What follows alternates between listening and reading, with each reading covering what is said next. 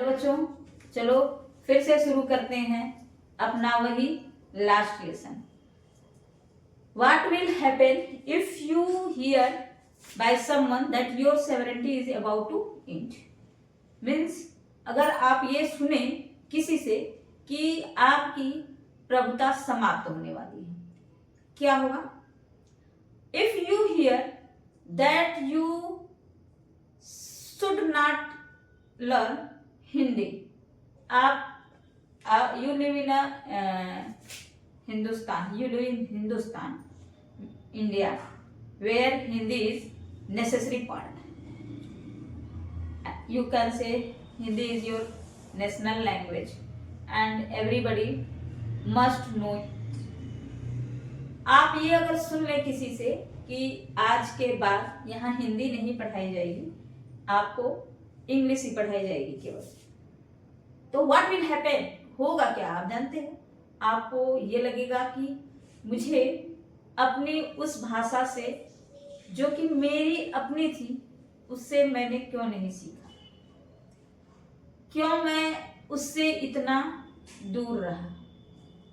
What will happen if anyone come and tell you that you cannot learn your own language? You know, before some era, you can say before 1947, our country is dependent on foreign, Britain, England. He is the India, which is your country, is totally depend on England. And in 1600, East India Company came here and established as a company, but they control over ourselves. जैसा अभी आप लोग जो है सुन रहे होंगे कि आपका ये जो मामला है अभी बहुत छोटा सा अभी तो सुनने में है, हो सकता है वो बहुत बड़ी बात भी हो, कि हमारे देश पर कंट्रोल कौन कर रहा है? अमेरिका कर रहा है। किसके माध्यम से? हमारे प्रधानमंत्री के माध्यम से। ये कितना सच है कितना झूठ है इसमें मैं बहुत ज्यादा कमेंट नहीं कर सकती, क्योंकि ना हमने सुना है ना हम जान रहे हैं, लेकिन ऐसा सोशल मीडिया पर सुनने को मिल रहा है। ठीक उसी तरह से एक हमारे देश पर उस समय केवल करने क्या आए थे? व्यापार करने आए थे, और आज भी होने क्या जा रहा है? सिर्फ व्यापार होने जा रहा है, और वह व्यापार कहीं जो है आपके ऊपर टोटल कंट्रोल न करने लगे, इस बात पर हम सभी को अलर्ट होने की जरूरत है। लेकिन मैं यहाँ उसकी बात नहीं कर रही हूँ, मैं बात कर रही हूँ कि 1600 में हमारे यहाँ ईस्ट इंडिया कंपनी आई थी। क्या करने? सिर्फ और सिर्फ ट्रेड करने आई थी, व्यवसाय करने आई थी, और वह ट्रेड जो है किस में बदल गया? वह ट्रेड बदल गया आपके ऊपर कंट्रोल करने में, यानी कि राजनीतिक कंट्रोल, आर्थिक कंट्रोल और social control, every control. They can control over ourselves as total every area as social, economical and political. Just this lesson, the last lesson, it is written by Alfonso Daudet. Alfonso Daudet has written this lesson as a fiction. यह एक कल्पना है केवल, और ये उस समय की कल्पना है जब जो है क्या हुआ था? फ्रांस रशियन वार हुआ था। उस समय फ्रांस रशियन वार में ये जो है हमारे देश पर फ्रांस रशियन वार के दौरान हमारे देश में, यानी हमारे देश नहीं सॉरी, ये रशिया की बात है, फ्रांस में। I started for school very late that morning and was in a great dread of scolding, especially because M. Hamel had said that he would question us on participles. ये जो lesson है ये उस समय लिखा गया, एक मैं कह रही हूँ ये फिक्सन है। फिक्सन मीन्स सिर्फ कल्पना की गई है और इसमें रियलिटी नहीं है, लेकिन ये उस युद्ध के दौरान है जब हमारे वहाँ पर फ्रांस और प्रशियन वार हुआ था। फ्रांस प्रशियन वार के दौरान जो है यह लेसन लिखा गया है। इसके जो वो क्या बोलते हैं नरेटर हैं वह हैं एक वो क्या बोलते हैं उसका नाम, उस बच्चे का नाम है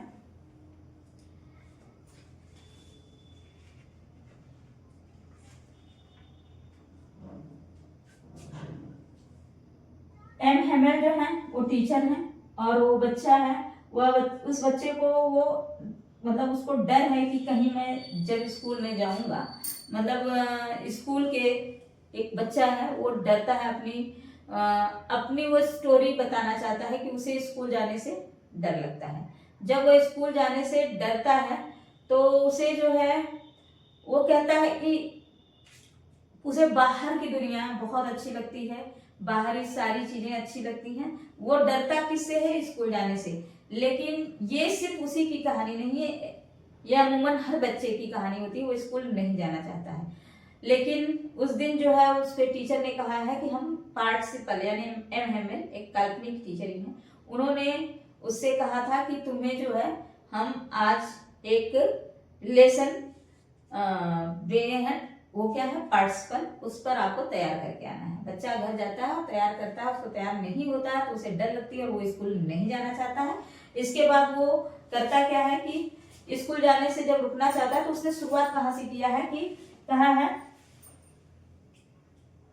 I started for school very late that morning and was in great dread of scolding, especially because young Hamel had said that he would question us on a participle.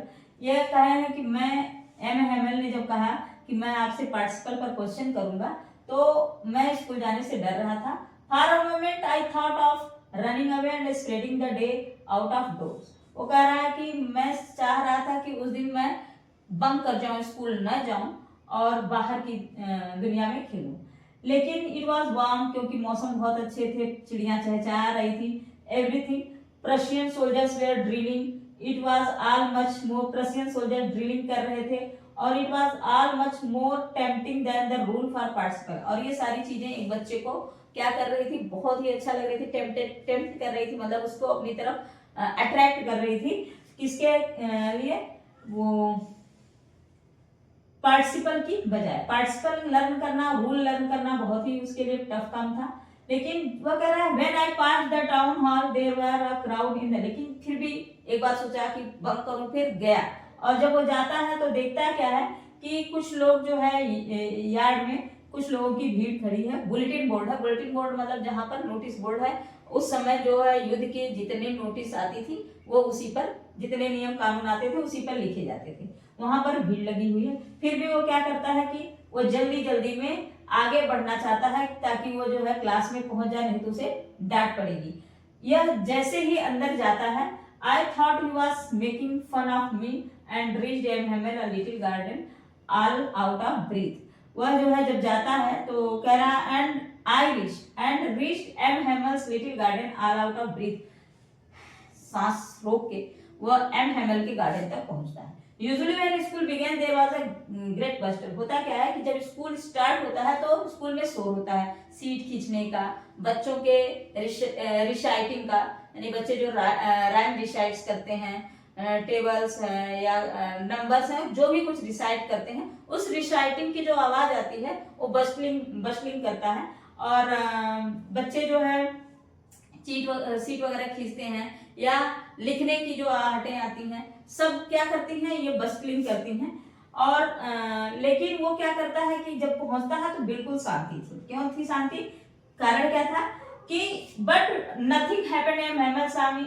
यहाँ पे देखिए, मैं थोड़ा शॉर्ट में बताना चाह रही हूँ, क्योंकि जब वो वहां पहुंचता है तो वो समझ जाता है कि जब मैं स्कूल में पहुंचता था वो रेगुलर की में तो बस्टलिंग होती थी, लेकिन उस दिन कोई बस्टलिंग नहीं थी, बिल्कुल शांति थी। और जब वो सोचा कि एंट्री करूंगा तो हो सकता है हमें डांटेंगे, यानी जो उसके टीचर हैं वो उसे डांटेंगे, लेकिन ऐसा कुछ नहीं होता है, बिल्कुल शांति रहती थी।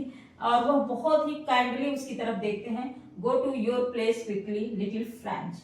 वो कहते हैं, उस जो बच्चा है फ्रांस, उससे कहते हैं कि फ्रांस अपने जगह पे जाओ, आज जो है तुम जाओ और चुपचाप बैठ जाओ, आज मैं कोई भी क्वेश्चन करने वाला नहीं हूँ, मैं तुम्हें कोई डांटने वाला नहीं हूँ, कुछ नहीं करूंगा, आज तुम जाके अपनी जगह पे बैठ जाओ। अब आप भी सोच सकते हैं कि एक बच्चा जब स्कूल में पहुंचे इस होप में कि मैंने आज लर्न नहीं किया है, पूछेंगे तो मुझे डांट पड़ेगी, या मैं लेट पहुंचा हूं इसके लिए भी डांट पड़ेगी, लेकिन ऐसा कुछ नहीं होता है। तो उसको थोड़ी तो एक्साइटमेंट होगी ना कि क्या वजह है, क्यों ऐसा है, लेकिन वो जाता है और बैठ जाता है। अभी क्या होने वाला है उसको कोई जानकारी नहीं है, फ्रांस को कोई जानकारी नहीं है कि क्या होने वाला है। अब वो करता क्या है कि आई jumped over the bench and sat down at my desk. वो कह रहा मैं बेंच पर जंप किया और बैठ गया। Not till then when I had got a little over my fright. Not till then when, तब तक नहीं जब तक कि मैं जो है उससे मतलब थोड़ा सा लिटिल ओवर माई फ्राइट, मेरी डर थी। Did I see that our teacher had on a beautiful green coat. मैंने देखा कि जो टीचर थे वो ब्यूटीफुल ग्रीन कोट में थे। वह कोट वो तब पहनते थे जब उन्हें किसी जो है फंक्शन में जाना होता था, या जो है कोई रिवार्ड शो होता था तब। Shirt and a little black silk cap all embroidered that never wore except on inspection and prize days। इन्हीं दिनों पर वो पहनते थे। Besides the whole school seemed to so strange and solemn। अब स्कूल जैसा दिखना चाहिए वैसा उस दिन नहीं दिख रहा था, तो वो कह रहा है कि स्कूल उस दिन बिल्कुल ही अलग दिख रहा था, बहुत ही एकांत दिख रहा था। अब आगे क्या है कि everybody looked sad and Hauser had bought an old primer thumbed at the edges and he held it open on his knees with his great spectacles lying across the pages। मतलब कि everybody looked sad, सब लोग बहुत दुखी हैं। Houser हैं, had brought an old primer, वह एक पुराना सा प्राइमर लाते हैं। thumbed at the edges, और उसे किनारे से पकड़ते हैं। and he held it open on his knees, और वह अपने घुटने के बल उसे खोलते हैं। with his great spectacles lying across the pages, अपने चश्मे को ऐसे ऐसे पूरा पेज पे देखते जा रहे हैं। While I was wondering about it all, M. Hamel mounted his chair।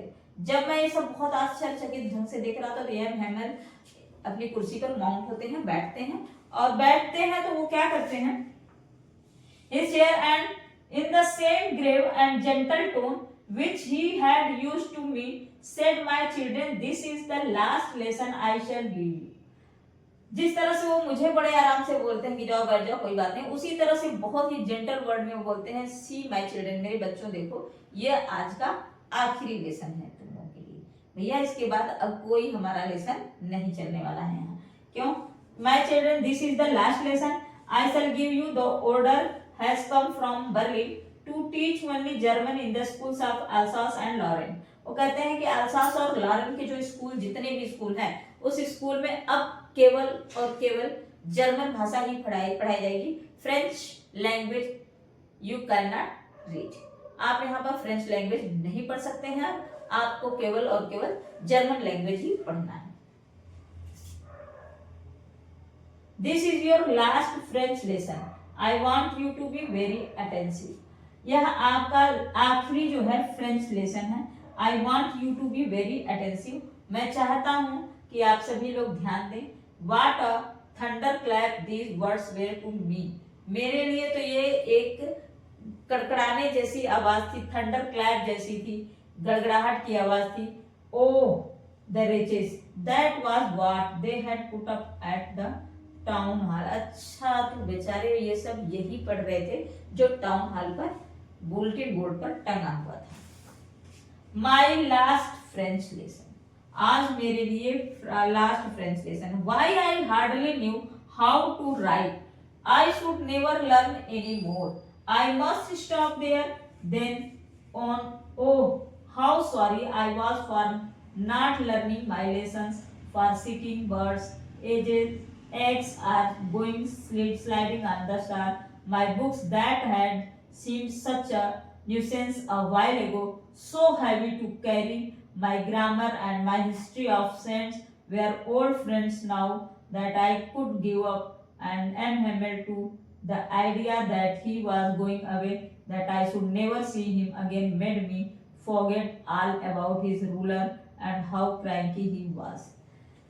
वह बच्चा कह रहा है कि जब जब मैं ये सुना कि आज के बाद यह हमारा लास्ट लेसन है फ्रेंच पढ़ने का, और इसके बाद आपको सिर्फ और सिर्फ यहाँ के स्कूलों में जर्मन ही भाषा पढ़ाई जाएगी, तो कह रहा है कि वह बुक जो उसे भारी लगती थी, जो बैग और बुक उसे भारी लगता था, वह टीचर जो इतने कड़क लगते थे, जो इतने लगते थे कि क्या मैं उसे नहीं पढ़ना है, मैं पता नहीं क्या पढ़ा रहे हैं, क्या जब देखो तब डांट मार, ये सब जो बच्चा ये सोच रहा था, वही बच्चा अब उसे कह रहा है कि उसे लगता है कि मैंने तो अपने किसी ऐसे पुराने मित्र को जैसे लग रहा खो दिया है, और वह मैं अब नहीं मिलेगा। और वह अब टीचर जिसको वह मतलब सोच रहा था कि उनसे मतलब बंक करना चाहता था उनकी क्लास को, वह उसे याद आने लगते हैं कि अब कैसे मैं पढ़ूंगा। मतलब ये आपको एक तरह से अलर्ट भी किया जा रहा है इस लेसन के द्वारा कि समय रहते ध्यान दीजिए कि हमें पढ़ना है, हमें क्या पढ़ना है क्या नहीं पढ़ना है, हमें गेन कर लेना चाहिए नॉलेज को, हमें गेन कर लेना चाहिए अपनी लैंग्वेज को, हमें गेन कर लेना चाहिए अपने उन नियमों को जो हमारे हैं। कहीं ऐसा ना हो कि हम ये देख के रह जाएं कि काश ये किताब हम पढ़ लिए होते, काश ये जो रखा है मतलब समय रहते, यहाँ पर ये अलर्ट किया जा रहा है आपको कि जब जो है हम समय रहते किसी चीज को नहीं ध्यान दे पाएंगे, तो कभी ऐसा भी हो सकता है कि समय आपको अपोजिट कर दे, इसलिए समय रहते सब करिए। तो इसमें एक तरह से आपको समय का वो ज्ञान कराया गया है कि भैया देखिए समय से सब कुछ करिए। क्यों बता दिया कि जब जो है फ्रेंच पढ़ाया जा रहा था तो वही फ्रेंच नहीं पढ़ना चाहता था, और वही फ्रेंच अब उसे लग रहा है कि ये किताबें अब उसकी क्या बन गई हैं, पुरानी यादें बन गई हैं, अब उसे नहीं मिलेंगी यही किताबें पढ़ने को। Poor man, it was an honor of this last lesson that he had put on his fine Sunday clothes, and now I understood why the old men of the village were sitting there in the back of the room. It was because they were sorry too that they had not gone to school more. It was their way of thanking our master for his 40 years of faithful service and of showing their respect for the country that was theirs no more. ये जो है जो वो सोच रहा है कि जो हाल में बैठे लोग थे वह क्यों जो है इतने शांत थे, गांव के लोग शायद वो इसलिए शांत थे कि आज के बाद वह जो है इस फ्रेंच भाषा को अब नहीं पढ़ पाएंगे, और वो लोग जो नहीं पढ़ने गए, जो कभी स्कूल नहीं गए, शायद वो इसलिए सोच रहे हैं कि अब जो है वो अब तक क्यों कभी स्कूल नहीं गए। और इस तरह से वो जो एम हेमेल हैं जो 40 वर्षों तक लगातार जो है एल्सॉस में अपनी सेवा दिए थे, वह जो है अब नहीं और पढ़ा पाएंगे, यह उनका लास्ट लेसन होगा। वह इस तरह से उनको थैंकफुल होना चाहते रहते हैं उनके प्रति, एम हेमेल के प्रति।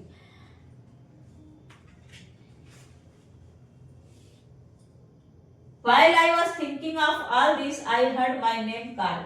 जब मैं ये सब सोच ही रहा था उसी समय किसी ने आवाज बुलाया। It was my turn to recite. मेरी बारी थी रिसाइट करने की। What would I not have given to be able to say that dreadful rule for the participle all through, very loud and clear and without one mistake. But I got mixed up on the first words and stood there holding on to my desk, my heart beating and not daring to look up. अब मेरी बारी थी, मुझे recite करने था, लेकिन यह participle के रूल नहीं थे और वह मुझे विदाउट मिस्टेक करना था। But I got mixed up on the first words, लेकिन मैं पहले ही शब्द में मिक्स कर दिया। And stood there holding on to my desk, my heart beating. जब मैं डेस्क पर खड़ा हुआ तो मेरे हार्ट बीट करने लगे। And not daring to look up, और मैं जो है देखना भी नहीं चाहता था। I heard M Hamel say to me, M Hamel ने, मैंने सुना, उन्होंने कहा मुझसे, आई वोंट स्कोल्ड यू बच्चा, मैं अब तुम्हें डांटूंगा नहीं। क्यों? लिटिल फ्रांस, छोटे बच्चे फ्रांस, मैं तुम्हें डांटूंगा नहीं।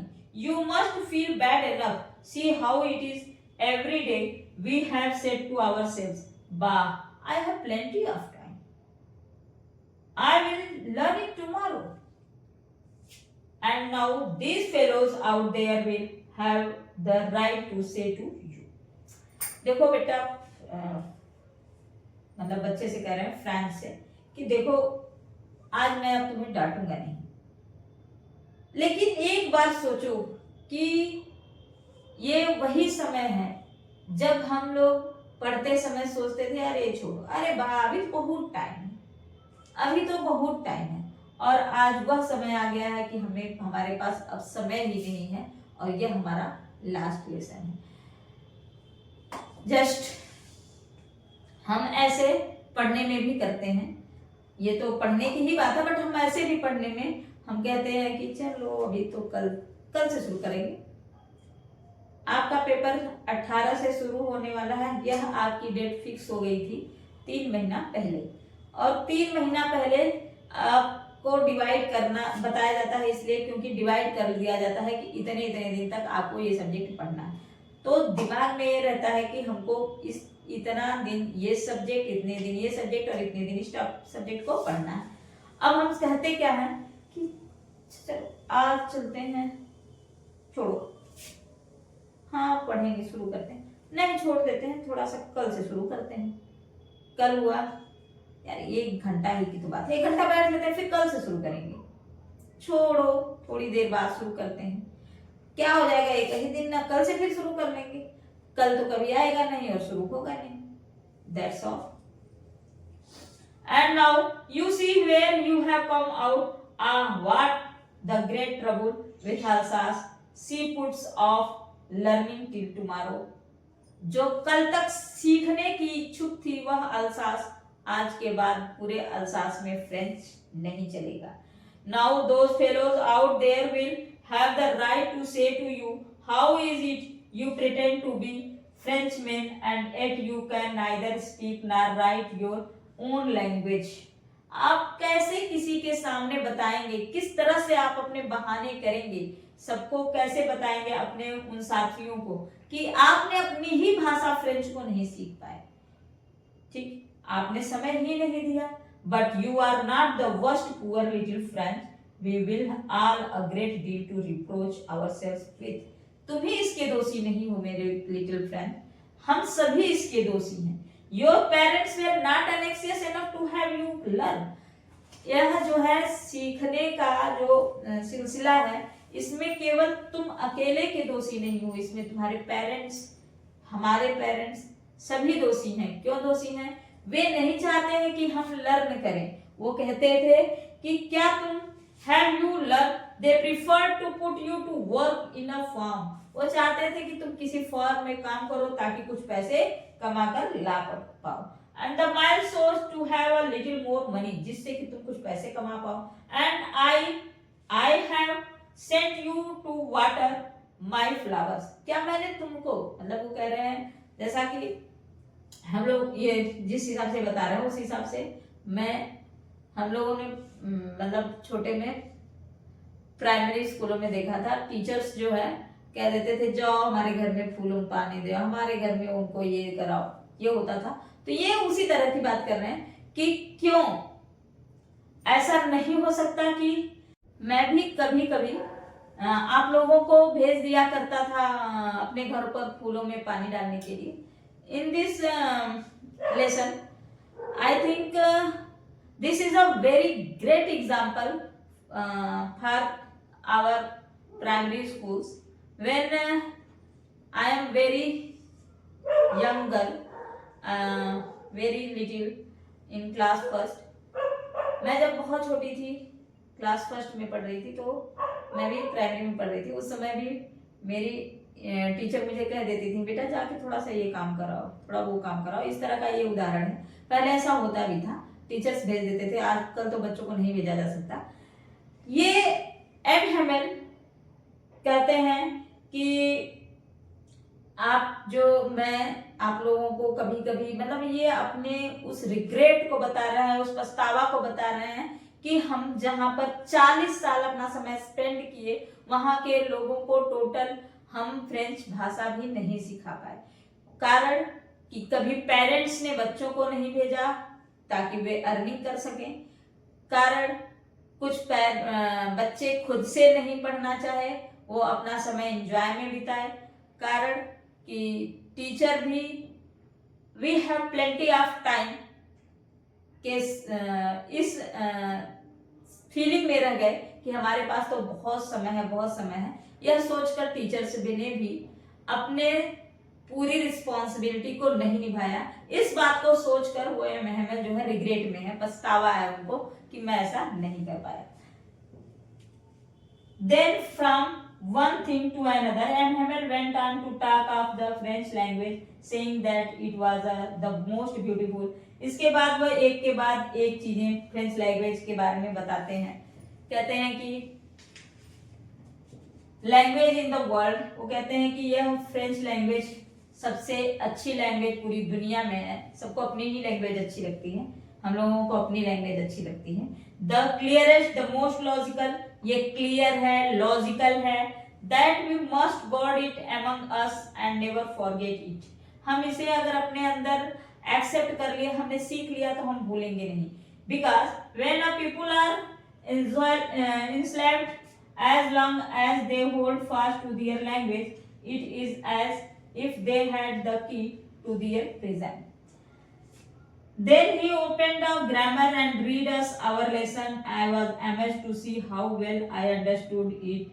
All he said seemed too easy, so easy, I think to that. कह रहे हैं कि जो हमारे पीपल हैं, लोग हैं, वे enslaved थे as long as they hold fast to their language. जब तक वे अपनी भाषा को जितना पढ़ सकेंगे वो enslaved रहेंगे।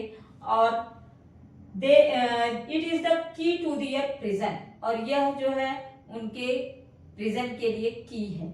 जब हम इसको छोड़ेंगे तो हम उनके कैद में होंगे। Then he opened a grammar, इसके बाद वो अपनी ग्रामर की बुक खोलते हैं और इसके बाद उस पे एक एक टॉपिक पर पढ़ाना शुरू करते हैं। और जब पढ़ाना शुरू करते हैं तो वही टॉपिक जो बच्चा है, फ्रेंच है, उनको पूरा क्लियर हो जाता है, सारी चीजें समझ में आ जाती हैं, बहुत इजी लगता है। I had never listened so carefully and that he had never explain. I think कभी यहाँ पर लेखक कह रहा है, जो नरेटर है लेसन का, वो कह रहा है कि इसके पहले हेमेल ने इतना क्लियर वे में कभी लेसन शायद पढ़ाया नहीं था और शायद मैंने सीखा नहीं था। After the grammar we had a lesson in writing, इसके बाद राइटिंग पर लेसन शुरू हुआ। That day M Hamel and new copies for us written in a beautiful round hand France Alsace, France Alsace. उसके बाद उन्होंने फ्रांस अल्सास और France Alsace की बहुत अच्छी हैंड राइटिंग में पूरी कॉपी में लिखवाया। They looked like little flags floating everywhere. ये वर्ड ऐसे लग रहे थे जैसे हर तरफ हमारी जीत के झंडे हों। ये बस लग रहा था कि हमारे जीत के झंडे हों। Hung from the rod at the top of our desk, ये हमारे डेस्क पर टॉप पर क्या है, फ्लैग फ्लंग हो रहा है, हंग हो रहा है। You ought to have seen how everyone set to work and how quiet it was. The only sound was the scratching of the pens over the paper. सब शांति थी, केवल आवाज आ रही थी पेन के स्क्रैच की। Once some beetles flew in, but nobody paid any attention. कोई जो है इस पर ध्यान नहीं दे रहा था। ना एक बीटल्स थी, वो फ्लू हो रही थी, उड़ रही थी, लेकिन उस पर कोई ध्यान नहीं दे रहा था। Even the latest one who worked right on tracing their fish hooks as if that was French too. On the roof, the pigeons cooed very low. कबूतर भी बहुत धीमे धीमे बोल रहे थे। As if that was French too. On the roof, the pigeons cooed very low, and I thought to myself, will they make them sing in German, even the pigeons? क्या जैसे हम लोग कहें कभी कि हम जब सोचते हैं तो किस भाषा में सोचते हैं, तो यहाँ पर नरेटर कह रहा है कि क्या जो ये पिजियन है यह भी अब फ्रेंच भाषा ना बोल के कौन सी भाषा बोलेंगे, जर्मन भाषा बोलेंगे। और whenever I looked up from my writing, I saw M. Hamels sitting motionless in the chair and gazing first at one thing, then at another, as if he wanted to fix in his mind just how everything looked in the little school room. जब मैं लिख रहा था उस दौरान मैंने M Hemal को, वो नरेटर बोला कि जब मैं लिख रहा था, फ्रांस बोला कि जब मैं लिख रहा था तो एम हेमल को देख रहा था तो वो एकदम मोशनलेस बैठे हुए थे, कभी इधर देख रहे हैं, कभी उधर देख रहे हैं, कभी सीटों को देख रहे हैं, कभी छोटी छोटी चीजों को वो देख रहे हैं, और वो शायद अपने माइंड में कीप करना चाह रहे थे कि ये छोटी छोटी चीजों को स्कूल में उन्होंने 40 साल तक लगातार देखे हैं, अब वह सारी चीजें उनसे छूट जाएंगी। As if he wanted to fix in his mind, fancy for 40 years he had been there in the same place with his garden outside the window and his class in front of him. मतलब अपने class में हर जगह वह हर चीजों को बहुत ही ध्यान से वो देख रहे हैं। Just like that, only the desks and benches had been worn smooth. The walnut trees in the garden were taller, and the hopvine that he had planted himself twined about the windows to the roof. How it must have broken his heart to leave it all, poor man, to hear his sister moving about in the room above packing their trunks, for they must have left the country next day. कह रहे हैं कि वो जो hop wine है और जो छोटा वालनट ट्रीज है, ये सारी कितने बड़े बड़े हो गए थे, उन सबको वो देख रहे थे कि अब जो है ये सारी चीजें उनसे छूट जाएंगी, और उनकी जो सिस्टर थी वो अपना सामान पैक कर रही थी ताकि क्योंकि उनको नेक्स्ट डे छोड़ना था कंट्री को। But he had the courage to hear every lesson to be very last to the last. लेकिन उनके पास करेज था हर लेसन को लास्ट तक सुनने का। After the writing we had a lesson in a history, and then the babies chanted their ba ba bee ba bo down there at the back of the room. Old Hauser had put on his spectacles and holding his primer in both hands spelled the letters with them. You could see that he too was crying. His voice trembled with emotions, and it was so funny to hear him that we all wanted to laugh and cry. Ah, how will I remember it, that last lesson. इसके बाद मैंने वो सब कुछ पढ़ा लिए थे। Last में बेबीज के चैंटेड थे बा बी बा down there at the back of his room, उनके रूम के बाहर। Old Hauser had put on his spectacles, उन्होंने अपने स्पेक्टिकल्स को पकड़े हुए था, and holding his primer in both hands, अपने हाथों में दोनों हाथों में प्राइमर लिए थे। Spelled the letters with them, और उन्होंने उसी से लेटर्स को लिखना शुरू किया। You could see that he too was crying his voice, वो भी अपनी आवाज में चीख रहे थे। विथ इमोशन, उन शब्दों में भी इमोशन था। And it was so funny to hear him that we all wanted to laugh. हम यह सुनना एक फनी था कि हम सभी हंसना चाहते थे, एंड क्राई, और चीखना चाहते थे। How will I remember it, that last lesson, किस तरह से हमें वो लास्ट लेसन याद है। All at once the church clock struck 12, जैसे ही चर्च की घंटी में 12 बजे, then the amuse at the same moment the trumpets of the Persians returning from drill sounded under our windows. M. Hamel stood up. M. Hamel stood very pale in his chair. उनके चेहरे पीले हो चुके थे। I never saw him look so tall. मैंने उतना लंबा उन्हें कभी नहीं देखा। My friend said, I, but something choked him. He could not go on. वो मेरे मित्र कह रहे थे मैं, लेकिन वो भी कुछ कह नहीं पाए। Then he turned to the blackboard. इसके बाद वो ब्लैकबोर्ड की तरफ मुड़े। Took a piece of chalk. उन्होंने एक पीस चाक लिया। And bearing on with all his might, he wrote as large as he could. वह इतना बड़ा लिखे जितना कि वो लिख सकते थे। Why love France? Then he stood and then his head against the wall, and without a word he made a gesture to us with his hands. School is dismissed. You may go. उन्होंने लिखा school dismiss हो गया, आप सभी जा सकते हैं। एक है What changes did the order from Berlin cause in school that day? ये क्वेश्चन है कि उस दिन जो है बर्लिन में कौन सा जो ऑर्डर था, what changes did the order from Berlin cause in school, Berlin से कौन से ऑर्डर की वजह से स्कूल में चेंजेस हुए थे। How did Franz feeling about M Hamel and school change, M Hamel और स्कूल चेंज के बारे में एम हेमेल वो फ्रांस क्या सोच रहा था, क्यों इतना परिवर्तन था। The people in the story suddenly realize how precious their language is to them. What shows you this? Why does this happen? ये होता क्यों है? France thinks will they make them sing in German? France सोचता है क्या, France सोचता है क्या पीजियन भी अब जो गीत गाएंगे वो किस में गाएंगे, जर्मन में गाएंगे।